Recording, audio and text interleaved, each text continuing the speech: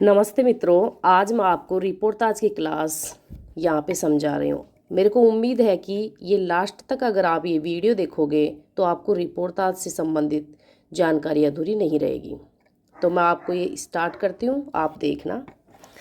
तो रिपोर्टाज शब्द फ्रांसीसी भाषा का शब्द है, जैसा कि मैं आपको समझा रही हूँ। अब सबसे पहले इसमें बेसिक देखा जाता है कि आजकल अवधारणात्मक क्वेश्चन ज़्यादा आते हैं, इसलिए सबसे पहले मैं आपको बताना चाहती हूँ कि रिपोर्टाज का गुण क्या होता है। तो सबसे पहले देखा जाए तो मैं इसके गुण पे बात करती हूँ। तो रिपोर्टाज का गुण होता है कि इसमें सबसे पहले सजीवता होनी चाहिए। अगर आज उसमें सजीवता नहीं होगी तो वो रिपोर्टाज बेहतरीन रिपोर्टाज की श्रेणी में नहीं आएगा। दूसरा पॉइंट है, इसमें जीवंतता होनी चाहिए और इसमें जो अनुभूति की प्रामाणिकता होनी चाहिए। अगर आपकी अनुभूति से जुड़ी रहेगी तो सबसे प्रामाणिक रूप से वो रिपोर्टाज माना जाएगा। एक देखा जाए तो रिपोर्टाज स्वयं उसमें भोक्ता का होना जरूरी होता है और रिपोर्टाज विश्वसनीय और प्रभावशाली चित्रण उसमें किया जाता है। बिंब धर्मिता का गुण रिपोर्टाज में होना चाहिए। अब देखा जाए तो अन्य गद्य विधाओं की अपेक्षा रिपोर्टाज का आगमन बहुत बाद में हुआ। इस विधा का आगमन कब हुआ? द्वितीय विश्व युद्ध की पृष्ठभूमि से जुड़ी हुई इस विधा का श्री गणेश होता है और इसको हम क्या कहेंगे? रिपोर्टाज। रिपोर्टाज 1938 ईस्वी में इसकी शुरुआत मानी जाती है। देखा जाए तो राजनीतिक चेतना जागरूकता को लेकर या मानवीय विभीषिकाओं जैसे अकाल, युद्ध, बाढ़, महामारी इत्यादि की समस्याओं को लेकर रिपोर्टाज साहित्य का आगमन हुआ। अब कुछ विद्वानों के अनुसार रिपोर्टाज की रचित कौन सी सबसे पहले मानी जाती है? तो कुछ विद्वानों के अनुसार रिपोर्टाज चंडी प्रसाद सिंह द्वारा रचित युवराज की यात्रा और इसमें खंड विलास प्रेस बांकीपुर 1897 ईस्वी को रचना को रिपोर्टाज का आरंभिक रूप मानते हैं। तो इसमें आप थोड़ा सा कोडिंग का यूज करना ताकि कभी गलत नहीं हो। जैसे चंडी, यहाँ चंडी प्रसाद सिंह है तो हम चंडी से चंडी माता कर लेंगे कि चंडी माता के हम यात्रा करने जाते हैं। किसके साथ? युवराज के साथ। तो हम चंडी माता के युवराज के साथ यात्रा करने जाते हैं। वहाँ पे खंड विलास प्रेस बांकीपुर कब? 97 में जाते हैं। उनकी रचनाओं को रिपोर्टाज का आरंभिक रूप मानते हैं। इसमें प्रिंस ऑफ वेल्स, ध्यान देना, प्रिंस ऑफ वेल्स के भारत आगमन की यात्रा का वर्णन है। हिंदी का पहला, देखो यहाँ ध्यान देना, हिंदी का पहला रिपोर्टाज वो कौन है? शिवदान सिंह चौहान। और ये लक्ष्मीपुरा रूपा पत्रिका में 1938 जो काला कांकेर यूपी में पड़ता है, इसको हिंदी का पहला रिपोर्टाज माना जाता है। इसमें कोडिंग के थ्रू अगर याद करें तो शिवजी भगवान, लक्ष्मी माता, और इसमें लक्ष्मी जी शिव का रूप है और इसके अनुसार देखा जाए तो रूपा पत्रिका में ये माना जाता है। रिपोर्टाज की संवेदना ही वह तत्व है जो अखबारी रिपोर्ट से साहित्यिक रिपोर्ट को पृथक करती है। अब ये अखबारी रिपोर्ट को साहित्यिक रिपोर्ट से किस प्रकार पृथक करती है? जैसे आपने सुबह चाय पी और चाय के साथ अखबार पढ़ रहे हो, वहाँ पे कोई ऐसी घटना पढ़ रहे हो, कोई संवेदनशील घटना पढ़ रहे हो। जब आपने संवेदनशील घटना पढ़ी, लेकिन वो अखबारी रिपोर्ट ये हो जाती है कि जब तक आप उसको पढ़ रहे हो तब तक वो आपके दिमाग में रहेगी और चाय जो ही ख़त्म हो जाती है, जो ही आप उठ के अपने कामों में लग जाओगे तो वो चीज़ जहाँ पे है वो वहाँ ख़त्म हो जाती है। लेकिन रिपोर्टाज है वो चीज़ ख़त्म नहीं होती, वो संवेदना के साथ जुड़ी होती है। रिपोर्टाज यथा तथ्य परक खबर नहीं देता है बल्कि एक भविष्य की सार्थकता की ओर संकेत देता है।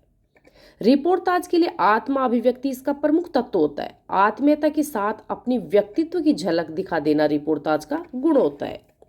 रूस के साहित्यकारों ने रिपोर्टाज विधा में अपना योगदान दिया। रूस के इलिया एहलेनबर्ग सबसे बड़े रिपोर्टाजकार माने जाते हैं।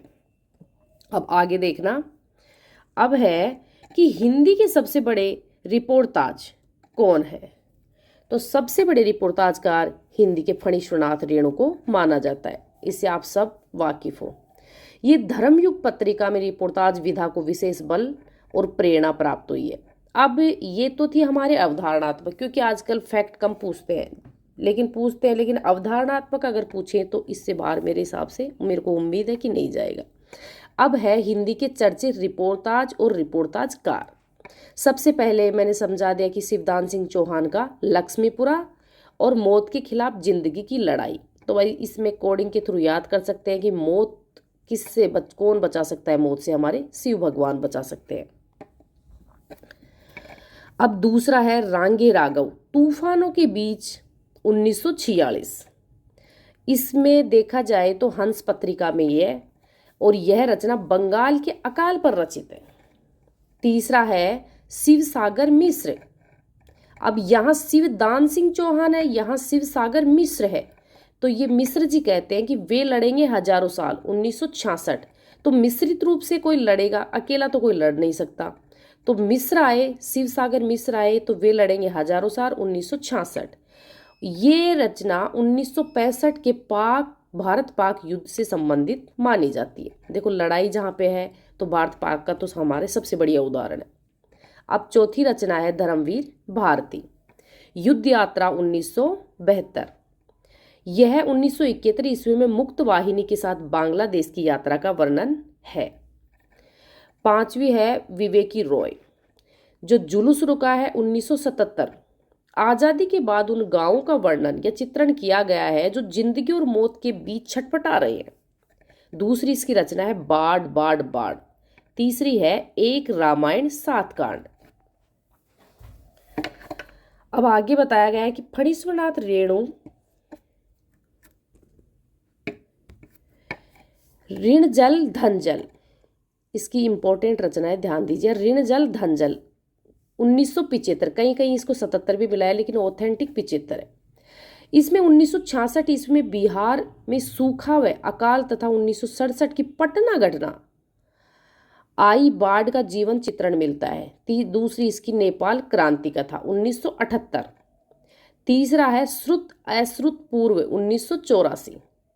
रेणु दिनमान पत्रिका में नेपाली क्रांति की कथा पर लिख रहे हैं।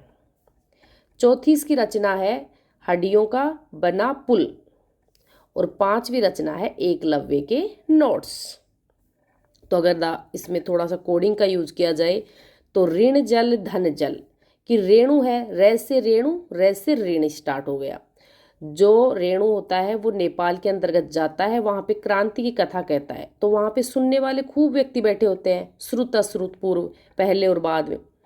और फिर वहाँ पे वो कहानी सुनाता है हड्डियों का बना पुल। और जब वो पुल बन जाता है तो वहाँ पे कोई व्यक्ति होता है एकलव्य, वो अपने नोट्स में इनको ऐड करता रहता है। अब आगे देखिए, हंस पत्रिका के 2 स्तंभों समाचार और विचार अपना देश, इन स्तंभों के अंतर्गत शिवदान सिंह चौहान अनेक रिपोर्टाज प्रकाशित हुए। मौत के खिलाफ जिंदगी की लड़ाई, इसमें विशेष चर्चा है, ध्यान देना। 7वां रिपोर्टाज माना जाता है प्रकाश चंद्र गुप्त, इसमें स्वराज्य का भवन, अल्मोड़े बाजार और बंगाल का अकाल। तो देखिए कोडिंग के थ्रू देखिए, इसमें गुप्त रूप से आप कैसे बातें करोगे। जैसे भवन में कोई व्यक्ति बैठा होता है तो गुप्त रूप से बातें चलती रहती है। अब वो कहते हैं कि चलो हम आज यूँ करते हैं, अल्मोड़े की बाजार में घूम आते हैं। अब जब वो घूमने जाते हैं तो उनको पता चलता है कि बंगाल में तो अकाल पड़ गया, अब बाजार में तो कुछ मिला ही नहीं है उनको। तो फिर वापस में आ गए, तो वो गुप्त रूप से बातें कर रहे थे कि हमने स्वराज्य भवन में बातें कर रहे थे कि हम बाजार गए, हमें कुछ नहीं मिला क्योंकि वहाँ पे अकाल पड़ गया था। अब है उपेंद्र नाथ अश्क, इसका है पहाड़ों में प्रेममय संगीत। तो सीधी सी बात है, जो इश्कबाजी करते हैं उनको प्रेममय संगीत ही पसंद आते हैं, वो भी कहाँ पे, पहाड़ों में। राम नारायण उपाध्याय, गरीब और अमीर पुस्तकें 1958। और इनका एक देखा जाए तो एक व्यंग्यात्मक निबंध भी माना जाता है। ये गरीब और अमीर पुस्तकें हैं। और दूसरी जो इनकी रचना है वो नववर्ष समारोह है। अब है आगे देखना, निर्मल वर्मा,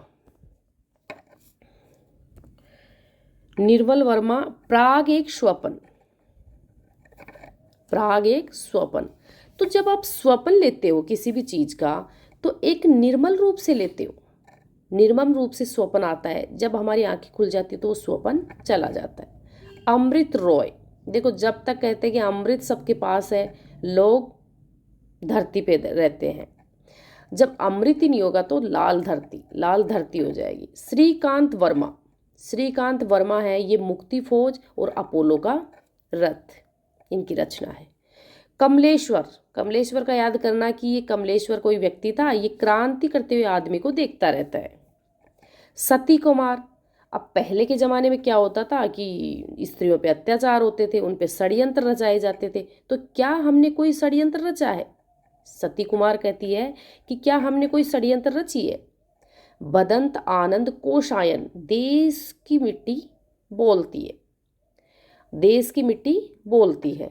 तो बदंत आनंद तो जब देश की मिट्टी बोलेगी तो कौशल रूप में बोलेगी। कन्हैया लाल मिश्र प्रभाकर, क्षण बोले कण मुस्कुराए। कन्हैया का सबको याद है कि कन्हैया की जैसे अगर चेहरे को देखोगे तो हल्के हल्के यूं लगेंगे कि कण में बोल रहे हैं, क्षण में मुस्कुरा रहे हैं, तो क्षण बोले कण मुस्कुराए।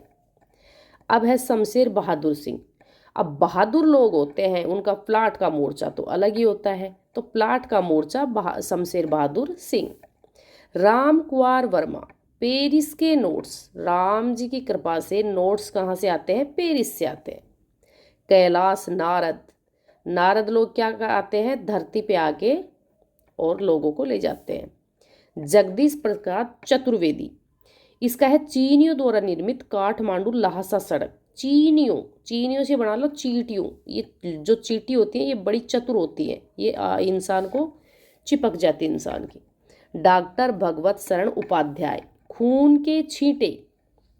भगवती माता कहती है कि जब तक आपका खून ना खोल जाए तब तक आप लगे रहो। तो ये हो गया आपका रिपोर्टाज। अगर इसमें कोई कमी हो तो आप मेरे को कमेंट सेक्शन में बताना, बाकी मेरा वीडियो पूरा होता है। Thank you.